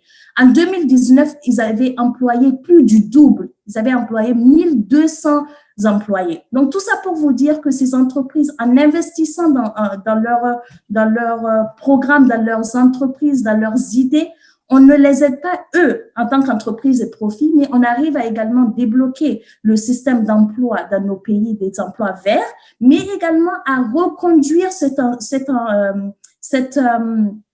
investissement vers la nature, vers le peuple, vers la terre qui a besoin d'être verte pour que ces entreprises marchent. La deuxième et dernière solution dont je voulais partager ici, qui est toujours autour de cette idée de financement, est le programme TerraMatch, qui est un mode de matchmaking, de mise en relation entre les développeurs de projets et les bailleurs de fonds.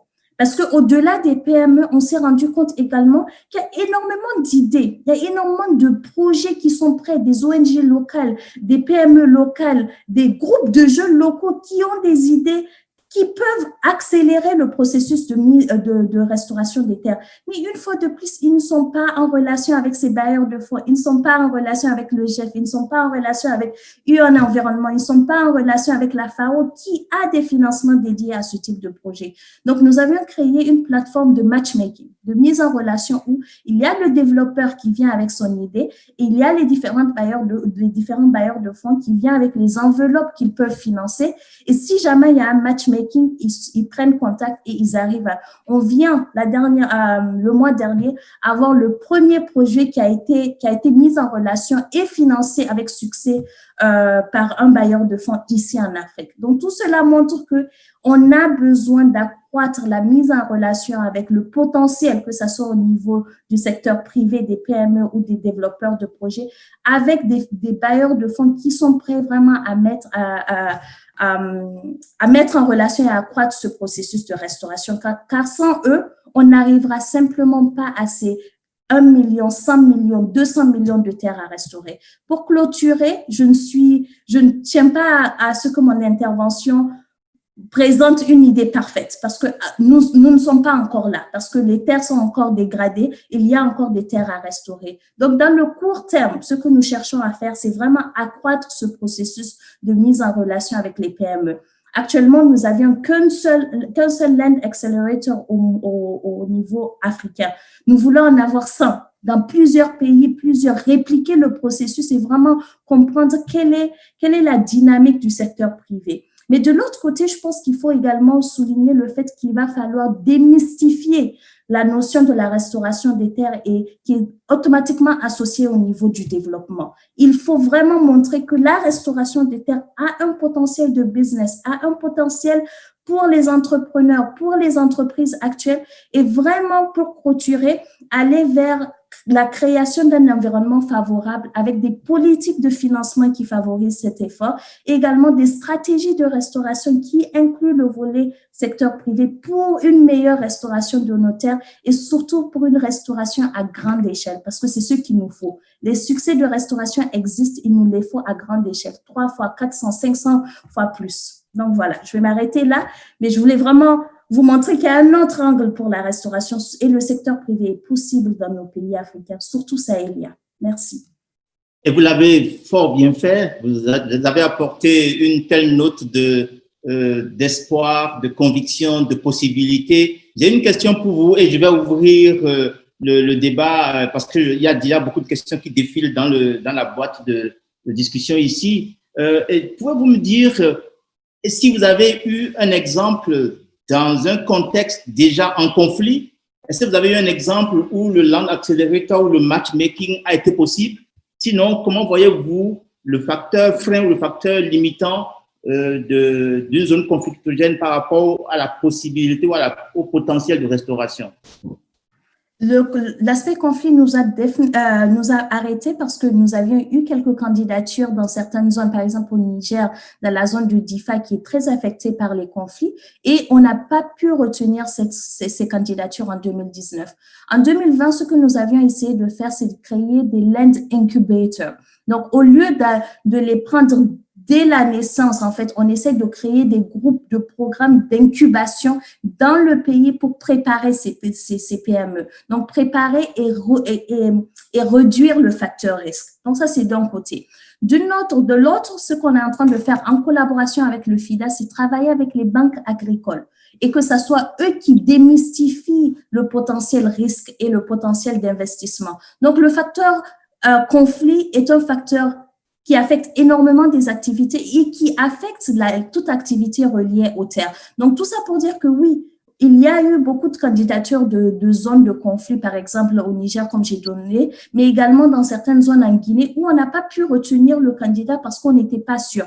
Donc, c'est là où je dis qu'on a énormément d'efforts à faire, où il nous faut travailler avec des politiques de financement et des gestionnaires de projets sur le terrain pour vraiment comprendre l'environnement idéal pour ces investissements. Après, il ne faut pas se leurrer. Je pense que tout investisseur souhaitant investir des millions de dollars ne fera pas dans une zone instable. Donc, je pense qu'il faut également avoir la réalité du terrain, la réalité de l'engagement du bailleur de fonds avant de se lancer dans ce type de processus. Donc, oui, le facteur conflit affecte et affectera toujours les investissements. Donc, d'où le besoin de stabiliser nos terres, stabiliser nos politiques de gestion.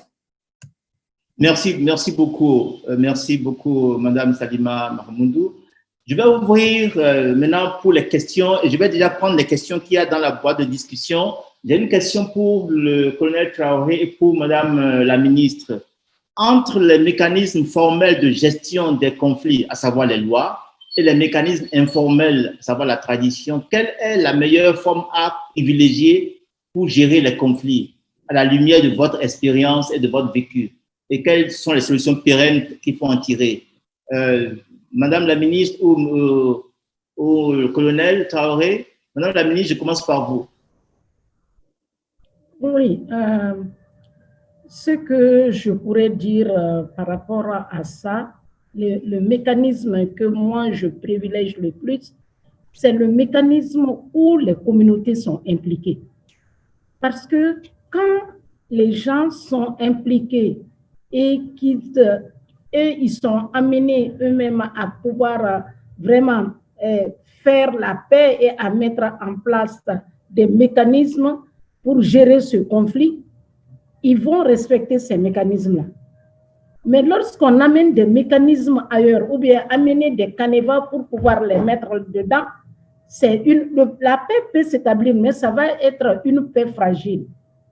Et c'est ce qu'on constate beaucoup sur le terrain. On a beaucoup maintenant de dialogue communautaire. Nos responsables, nous avons fait de ça aujourd'hui un moyen pour aller vraiment vers ces assises communautaires, faire en sorte que les décisions viennent de ces communautés et voir comment nous pouvons vraiment faire de ces propositions qui viennent des communautés, comment nous pouvons les traduire en loi pour la gestion des conflits. Donc, moi, je privilège vraiment l'implication des communautés pour ensuite prendre des décisions pour la résolution. Je suis en train de vivre ça et c'est ce qu'on est en train de faire. Donc, je pense que quelque part, nous ne devrons pas venir avec des choses préconçues pour dire, bon, voilà, quand il y a telle situation qui se présente, non, impliquons les communautés. Les communautés ont des savoir-faire qui sont là et qui, lorsqu'ils comprennent les enjeux, ils s'engagent et ils mettent des garde-fous pour faire en sorte que personne ne puisse encore violer ces textes et personne ne puisse encore vraiment prendre des armes pour faire des conflits. Voilà ma position par rapport à ça et c'est ce qu'on est en train de vivre au Mali aujourd'hui. Pendant que je vous aide, je vais vous poser la question suivante qui est pour vous et vous pouvez y apporter une réponse un peu plus brève. La question dit ceci. Quel est l'impact de la crise au centre du Mali sur les activités économiques des femmes et sur la pauvreté des couches les plus vulnérables? Puisque vous avez dit que ce sont les femmes qui animent les économies locales. Donc, quel est l'impact de la crise sur leurs activités? C'est une question pour vous. Bon, l'impact de la crise sur les activités des femmes, c'est que la crise, tout d'abord, a confiné les femmes parce que se déplacer aujourd'hui pour une femme d'un point A à un point B est un défi. Parce que lorsque une femme est enlevée par des groupes armés, elle est exposée à toutes sortes de violations. Mais aussi, les femmes, surtout en milieu rural, vivent des produits de vente de la flore de la terre. Elles vont des foires hebdomadaires à des foires hebdomadaires. Donc, ces échanges n'existent pratiquement plus. Parce que autrefois, on se déplaçait depuis la veille pour venir à la foire hebdomadaire. Mais maintenant, aujourd'hui, on ne peut même plus se déplacer. Donc, elles ont perdu leurs ressources économiques et elles ne peuvent plus se déplacer pour venir dans les foires, pour faire des échanges, pour vendre leurs produits. Donc, elles ont perdu leurs ressources. Bon, les centres de santé, dans beaucoup de localités, sont aujourd'hui fermés parce que les agents qui animent ces centres de santé ne veulent pas venir servir dans des zones d'insécurité. Et les femmes sont devenues vulnérables. Elles ne peuvent plus venir pour des consultations prénatales et postnatales et elles ne peuvent plus accéder à la santé. Ça, c'est un autre point qui est là. Mais ensuite, il y a ce traumatisme qui est là. Quand vous êtes en insécurité, c'est un traumatisme que vous vivez au quotidien. Et ces femmes perdent à peu près tous leurs repères, aussi bien que leurs enfants. Parce que si les enfants dans des localités, il y a dans beaucoup de localités au Mali aujourd'hui, les écoles sont fermées. On en a conscience. Et les enfants qui restent sans pouvoir fréquenter l'école, c'est encore un poids pour les femmes, les surveiller, les encadrer. Voilà un peu quelques impacts que je pourrais dire de l'insécurité sur les femmes. Merci. Merci. Merci, Madame la Ministre. Je vais me tourner vers le docteur Abbas pour la question suivante. Nous savons que les femmes ont un rôle important, primordial à jouer, ou jouent un rôle primordial dans la restauration naturelle assistée et dans la gestion durable des terres. Or, leur accès inégal aux ressources est une question qui a été ici soulevée. Pouvez-vous nous dire l'expérience du Niger? Est-ce que les femmes, du fait qu'elles ont un rôle plus important dans la restauration des terres, en particulier dans le cas de la RNA, est-ce qu'il y a des dispositions qui permettent de renverser la tendance pour faciliter leur accès à la terre? Docteur Abbas? Merci, Luc. Merci pour cette question. Effectivement, pour le cas du Niger, il y a eu beaucoup d'études et de travaux en lien avec l'accès de la femme à la terre et en lien aussi avec la régénération naturelle assistée, parce qu'il y a même eu un projet qui a été piloté par CARE International qui en fait traite sur l'accès de la femme à la terre et comment booster la régénération naturelle assistée. Alors, il faudrait dire que la démographie dans certains milieux, comme par exemple la région de Maradi, la région de Zender, effectivement, aujourd'hui, a fait en sorte que, comme l'a dit un des intervenants, la terre est devenue aujourd'hui un joyau qui est partagé entre les membres effectivement de la famille qui ont hérité. Si bien que il y a un problème crucial qui se pose parce que elle, la femme, quand elle se marie, effectivement, elle va chez quelqu'un. Et de ce fait, même si elle a hérité de la terre, ses frères ne vont pas en fait l'autoriser à aller maintenant avec sa terre dans l'autre famille. Mais c'est eux qui vont garder effectivement donc cette terre-là. Ce qui fait que même si par exemple ces enfants deviennent grands, il y a souvent des problèmes qui surgissent parce que les enfants ont besoin aussi de la terre qui a été héritée par leur maman pour la mettre en valeur. Et c'est dans ce sens effectivement qu'il a été conduit des sensibilisations en utilisant effectivement des leaders d'opinion tels que les marabouts pour mieux expliquer effectivement le fondement de l'accès de la terre et ensuite maintenant donc bien expliquer aussi donc ce sens d'héritage. Et c'est ainsi que lorsque par exemple on a conduit ces genres d'activités de sensibilisation, cela nous a amené effectivement à créer une certaine conscience et maintenant à remettre en cause effectivement donc l'ancien ordre. Et aujourd'hui, vous avez des femmes qui ont des actes de cession donc de leur terre qu'elles ont hérité de leurs parents. Et une fois qu'elles ont leur propre acte de cession, cela voudra dire que cet acte de cession, c'est elles qui le détiennent et maintenant leurs enfants en pourront profiter.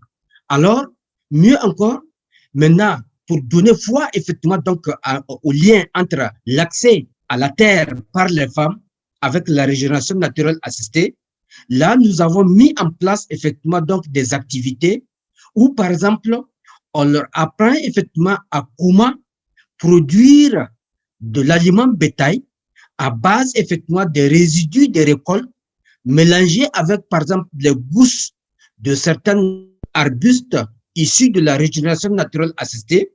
Alors, lorsque, par exemple, les animaux vont consommer cet aliment, il y a déjà des graines donc de ces fruits, des arbustes qui sont dans l'alimentation et qui se retrouvent effectivement dans les déjections de ces animaux. Et ensuite, maintenant, ils arrivent effectivement donc à collecter maintenant cette fumure organique pour maintenant donc l'amener au champ. Et sur, par exemple, donc les ouvrages de restauration de terre, tels que les demi-lunes, et on voit maintenant germer maintenant ces mêmes espèces effectivement donc dans les trous des ailes ou bien dans les trous, par exemple, donc de demi-lunes. Et ce qui renforce davantage la diversité biologique maintenant de ces différentes espèces au niveau des parcs agroforestiers. Et mieux encore, ces femmes aujourd'hui ont maintenant mis en place effectivement des petites entreprises de vente effectivement donc de ces aliments bétail. Et ça régénère effectivement donc des revenus et c'est des recettes qui sont importantes au niveau donc au niveau local. Merci, Dr Abbas. Votre passion est communicante, comme celle de tous les panélistes d'ailleurs. Et votre intervention m'amène à dire une chose. La transhumance ou le pâturage peut être, s'il est bien planifié et de concert avec les communautés, peut être un atout au lieu d'être conflictogène. Il peut devenir en réalité une façon de mettre ensemble les communautés pour que et pâturage et régénération des terres puissent converger au bénéfice des communautés. C'est ce que vient de dire le docteur Abbas en donnant l'exemple des déjections des animaux. J'ai une autre question ici que je voudrais poser au colonel Traoré. Colonel Traoré, dans le domaine plutôt de la sécurité, je vois ici une question qui dit, en réalité, est-ce qu'il ne faudrait pas prendre dans les budgets de sécurité pour faire de la restauration des terres? Qu'en pensez-vous? Les budgets de sécurité des pays Sahel ont tendance à connaître une certaine inflation et un intérêt des acteurs politiques, légitimement bien sûr. Mais est-ce qu'il ne faudrait pas alors veiller à ce que, vu tout ce qu'on vient de dire ici, à ce que dans la démarche sécuritaire, il y ait vraiment une vraie provision pour des interventions de restauration des terres qui réduisent le caractère conflictogène et en même temps réduisent la compétition autour des ressources naturelles?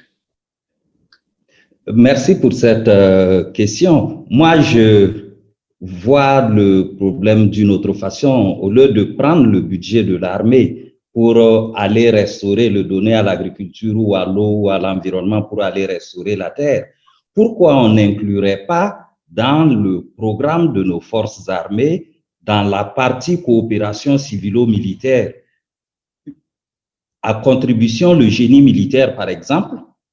pour restaurer les terres. Cela ferait aujourd'hui que l'image de l'armée et l'intégration des forces armées, par exemple à la nation, intégration armée-nation, pourrait être quelque chose de concret dans ce sens. Nous avons le potentiel technique nécessaire. Nous avons le génie militaire qui intervient déjà dans le cadre du désenclavement de certaines zones, et les actions de ces unités permettent effectivement l'acceptation de l'armée. Parce que les budgets, effectivement, qui sont octroyés à l'armée sont des budgets qui ne vont pas au fonctionnement tout court. Ces budgets vont à l'équipement, et cet équipement est nécessaire pour faire face aux menaces actuelles. Moi, comme je le disais, je proposerais plutôt que dans le déploiement de nos unités, que ces unités spécifiques que sont les génies militaires puissent contribuer dans les zones où sont déployées nos unités à restaurer les terres pour qu'au départ de nos unités, ces terres soient mises à disposition de nos populations. D'ailleurs, cela se fait avec les unités de déminage dans certains pays. Voilà, ces budgets peuvent effectivement être orientés dans ce sens, et c'est ce que je proposerai. Pour compléter le colonel, je dirais que effectivement, au niveau de nos différents pays, il a été institué ce qu'on appelle la haute autorité à la restauration de la paix. Et cette haute autorité à la restauration de la paix arrive à financer effectivement des projets dans le cadre de la restauration des terres. Et cette haute autorité, c'est les militaires effectivement donc qui sont impliqués. Et maintenant, ils arrivent à financer des projets sur la restauration des terres au niveau donc de nos différents pays. C'est juste pour compléter effectivement donc le colonel. Oui, merci beaucoup. Et en souhaitant que, ce faisant, ils aient à cœur à la fois la démarche holistique dont a parlé le docteur Sylla tout à l'heure, et en impliquant les autorités locales, dont le rôle est effectivement, en tout le moins, en termes de capacité, d'être à même d'impliquer les communautés de façon durable. Et c'est cette durabilité-là qui permet de consolider la résilience. Je voudrais poser une question à Madame Salima Mahamoudou. Dans tout ce que vous avez cité, les matchmaking, le Land Accelerator, le Land Incubator, combien de femmes? Très peu de femmes. Pour être honnête avec vous, très peu de femmes. Cela est dû au fait que la terre n'est généralement pas accessible aux femmes. Où est-ce qu'on retrouve les femmes généralement? C'est au niveau des communautés ou des organisations des coopératives locales et villageoises. C'est là qu'on retrouve les femmes. Et très souvent, ces coopératives, comme la plupart des SMI, des PME avec lesquels on travaille, n'ont pas forcément accès à la terre. Là, je tiens à réitérer cela. Pour être entrepreneur ou être dans le business de la restauration de la terre, t'as pas forcément à avoir accès à cette terre ou d'être le propriétaire de cette terre. Une personne peut facilement travailler avec des coopératives locales qui ont, eux, accès à cette terre. Donc, c'est là-bas surtout qu'on trouve cette représentation des femmes, et également dans tout ce qui est transformation des fruits et des produits forestiers non ligneux. Là également, on les retrouve, mais une fois de plus, pas dans l'aspect business, mais également dans l'aspect transformation. Donc, nous, notre objectif également, c'est d'accroître cette présence des femmes en ciblant certaines de nos formations, en ciblant certaines de nos expertises uniquement aux femmes pour vraiment leur montrer ce potentiel. Mais face à la question foncière, je pense qu'il faut être honnête avec nous. La question foncière reviendra toujours. Et comme l'a dit Monsieur Sylla, on s'aide pas en disant, ben, c'est pas grave, on y reviendra. La question foncière doit venir sur le terrain pour réfléchir avec nous, pour voir dans quelle mesure est-ce que cela peut se faire. Donc, pour répondre avec vous, les femmes sont pas présentes. Et pour moi, c'est un constat grave lorsqu'on sait que les femmes sont derrière l'agriculture et la gestion des terres dans la plupart de nos pays sahéliens. Donc, il faut un paradigm shift. Il faut vraiment qu'on réfléchisse à comment changer ce processus. Mais comme je le disais plus tôt, on ne peut pas le faire uniquement avec le ministère de l'Environnement et le ministère de l'Agriculture. On a vraiment besoin du ministère de l'Éducation, du ministère du Plan, du ministère de la Gestion rurale, du ministère de la Sécurité. Et oui, il faut qu'on crée et qu'on débloque, qu'on change nos mentalités. Je pense que le status quo ne marche plus, et l'accélération de la dégradation de nos terres face à différentes pandémies, y compris le Covid et le changement climatique, nous fait comprendre qu'on ne peut plus continuer comme ça. Sinon, nos générations futures n'auront plus un endroit à vivre. On n'aura plus cette terre qu'on appelle le Sahel. Merci beaucoup. Votre plaidoyer est tellement convaincant que je vais vous poser une autre question avant de prendre les deux dernières, puisque nous allons vers la fin. Quel est le facteur limitant pour que vous puissiez, vu l'engagement de restaurer 100 millions de terres, vous dites effectivement que pour le faire, il faudra élargir, il faudra parler avec le ministre des Finances, il faudra inclure le secteur privé. Quel est le facteur limitant pour créer des land incubators, matchmaking platform, land accelerator dans chacun des pays du Sahel, par exemple? Ça, voilà une cible très, j'allais dire, restreinte pour vous. Et quel est le facteur limitant et comment est-ce que cela pourrait être débloqué? Je vais parler de 3 facteurs. Je pense que la première, c'est la technique. Monsieur Sylla l'a parlé parce que même si on a le savoir-faire là-bas et que le savoir-faire n'est pas au niveau présent sur le terrain, donc il nous faut des gens qui réfléchissent également à la restauration des terres, hormis l'aspect environnemental, mais vraiment élargissent. Ensuite, il nous faut également… Je vais préciser ma question. Nous savons par exemple qu'au Niger, mais c'est vrai aussi au Mali, c'est vrai aussi au Burkina, pour ces 3 pays-là, parce que j'ai été sur le terrain là-bas, il y a des zones où on restaure déjà. Il y a des zones où le savoir-faire existe entre les mains des jeunes et des femmes. Comment vous faites pour que vos mécanismes, land accelerator, matchmaking et incubator, par exemple, ciblent ceux-là? Donc, actuellement, nous travaillons avec des centres d'incubation locaux. Donc, des centres qui sont déjà présents sans notre présence. Donc, nous travaillons avec eux qui, eux, cibleront ces différentes PME. Nous travaillons actuellement également avec Monsieur Abbas et d'autres parties prenantes et experts sur le terrain pour nous permettre de créer des plateformes multisectorielles pour ramener ces différents décideurs, les chefs religieux, les chefs traditionnels, les différents décideurs locaux qui, eux, prennent conscience. Donc, je pense que l'un des grands problèmes, c'est que on a des succès qui font tache d'huile. Nous n'avions pas encore des succès qui ont créé toute une vague de propagation. Et pourquoi cela? C'est qu'il y a toujours cette mentalité que la terre appartient à l'homme. La terre, la jachère n'existe plus, par exemple. Donc, je pense qu'il y a énormément de sensibilisation. Mettons de côté le technique, il faut sensibiliser. Il faut vraiment qu'on s'en rende compte, qu'on comprenne qu'il y a tout un système à changer. Et ensuite, comme je disais, les experts, lorsque je disais, c'est pas la technique de la restauration en soi, c'est vraiment les experts qui peuvent regrouper, des gens qui peuvent ramener, un peu comme vous, par exemple, le modérateur ici, quelqu'un qui ramène les différentes idées et qui crée tout un visionnaire. Il nous faut ce type d'experts sur le terrain.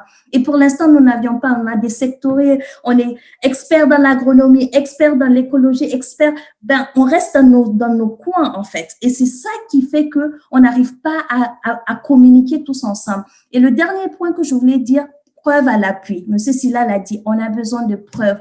On a besoin d'avoir des données récentes qui nous disent combien est-ce que la restauration de terre coûte, combien est-ce qu'elle rapporte économiquement, combien en termes du social, quel est l'impact. Il nous faut des données et pour l'instant, on a des très bons use cases, on a des très bons stories, mais on n'a pas encore de données tangibles mises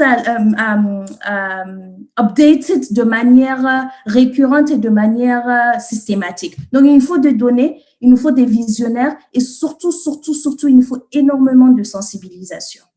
Merci beaucoup, Madame Hamoudou. Je vais laisser ma dernière question au docteur Oumar Sylla. Docteur Sylla, si vous m'entendez, ma dernière question est pour vous. Comment faire pour que les Nations Unies en particulier, mais la communauté internationale en général, comment faire pour que le processus autour de la question du climat, comment faire pour que ce processus, les ressources mobilisées, servent davantage aux populations les plus vulnérables, là où les chocs climatiques aggravent déjà le facteur ou le caractère conflictogène de certaines communautés ou de certaines régions, je devrais dire. Monsieur Sylla, en 1 minute et demie. Merci, Luc, pour la question. Pour ton information, j'ai raté mon doctorat. Hein. Peut-être que je n'étais pas un bon élève. Je ne suis pas encore docteur. Je n'ai jamais finalisé mon doctorat. Mais en réalité, Peut-être que tu n'en as pas besoin aussi. Peut-être que tu n'en as pas besoin aussi. Non, la question que vous avez posée, elle est importante. Surtout que maintenant, on a beaucoup de cadres. Comme on l'a dit, j'ai bien aimé la manière dont Mme Mahamoud l'a mis sur la table. Il faut qu'on ait une certaine audace aussi et parler franchement entre nous, quoi.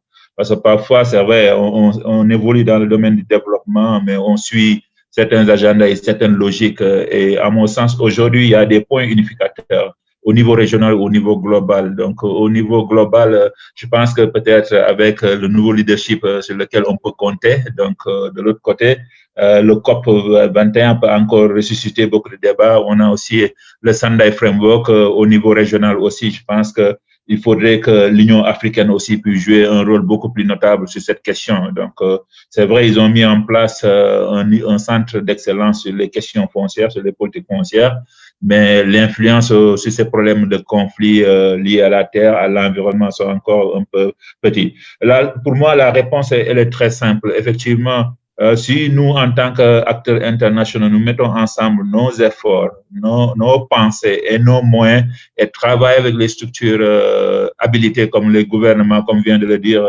notre collègue du Niger, je pense que c'est la seule façon. Et en ce moment, c'est de créer les capacités dont on a besoin. C'est vrai qu'aujourd'hui, la capacité, comme l'a dit Mme Mohamed, pose problème, mais il faut qu'on crée les capacités, mais aussi créer un cadre de dialogue. Je pense qu'il y a des outils qui ont marché par-ci, par-là. Moi, je me rappelle d'un outil très simple qu'on utilisait avec les communautés, avec les acteurs humanitaires, parce qu'aussi, il faut qu'on fait le trait d'union entre les humanitaires et les développementalistes. On avait l'habitude de mettre en place des groupes de travail qui se réunissent chaque semaine, qui échangent les informations sur le terrain, les données, mais aussi les capacités, mais aussi inclure le gouvernement central et local autour dans ces structures de coordination qui, à un moment donné, on saura où se trouvent les priorités et comment on peut agir. Et la collaboration devient plus facile en termes même d'échange de moyens, si tu veux, et même donc d'échange d'outils et de connaissances. Je pense que pour moi, c'est la seule solution. Encore, je reviens à ce terme de coalition. Je pense qu'il faut que nous soyons ensemble, créer cette dynamique. Et mon dernier point, c'est celui que tu avais évoqué au début, M. Luc, vraiment s'assurer que cette question dont nous parlons est bien prise en compte dans toutes les stratégies qui existent, mais aussi au niveau des opérations et du message aussi, c'est très important. C'est vrai, on est toujours préoccupé par les morts, mais aussi quand on parle des causes des morts, il faut voir aussi, comme on dit, les root causes. Et cela, c'est la question de la survie. Donc, il faut vraiment avoir cette approche transversale, voir aussi les aspects complémentaires qui vont diminuer la pression sur la terre et donner des opportunités d'emploi et d'amélioration des conditions de vie des populations. Voilà ce que je voulais dire. Merci. Merci beaucoup. Je voudrais laisser au nom de tous les panélistes le mot de conclusion à Madame la ministre, si elle est encore avec nous, parce que nous sommes tenus par le temps, mais je pense que nous l'avons perdu entre-temps. Alors, je vais demander à chaque panéliste de prendre 30 secondes pour dire un mot de conclusion. Chaque panéliste. Je vais commencer par celle avec qui j'ai fini, Madame Salima Mahamoudou. 30 minutes de mots de votre punchline très enthousiaste, engageant et motivateur. Vous avez dit 30 minutes, je pense que vous voulez dire 30 secondes. 30 secondes, oui. Autant pour moi, 30 secondes, oui. Moi, je voulais juste dire merci pour cet échange et je pense qu'il y a une diversité d'opinions, mais surtout, on est d'accord sur le fait qu'il faut qu'on apprécie le fait de rêver. Il y a espoir pour le Sahel et il y a énormément d'efforts, énormément de succès qu'on doit mettre à l'échelle, mais sans une bonne gouvernance des gestions, sans une bonne gouvernance de nos peuples, sans mettre les femmes au milieu, au driver's seat, on n'y arrivera pas. Donc, je me permets de demander à tout le monde qu'on essaye de rêver vers un meilleur Sahel et rêver vers une terre reverdie, une terre de nos parents et de nos ancêtres reverdie pour un meilleur futur. Donc, merci. Merci Salima Mahamoudou, merci beaucoup. Docteur Abbas. Merci, merci, Monsieur Luc. J'allais dire tout simplement que l'implication des communautés dans la conception, dans la mise en œuvre et le suivi, évaluation de la restauration de terres pourra effectivement nous permettre de mieux en fait renforcer la responsabilité et l'autonomisation que nous pourrons leur donner pour que, effectivement, rendre durable la restauration des terres au Sahel. Merci beaucoup. Merci, Dr Abbas. Je vais laisser la parole à M. Oumar Sylla.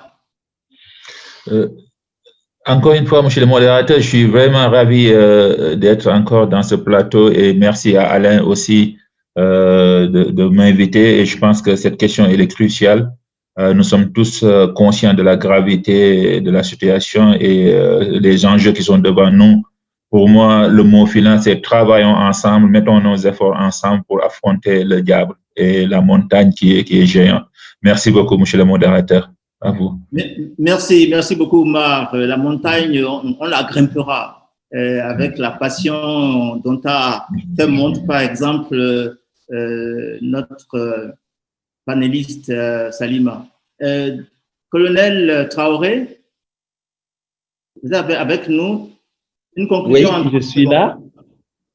Et je voudrais tout d'abord vous remercier en tant que modérateur, remercier aussi les organisateurs pour la pertinence du thème. Je voudrais dire que nous, en tant que gouvernants, je me mets dedans, nous devons avoir un peu plus d'audace pour résoudre cette question de gouvernance du foncier.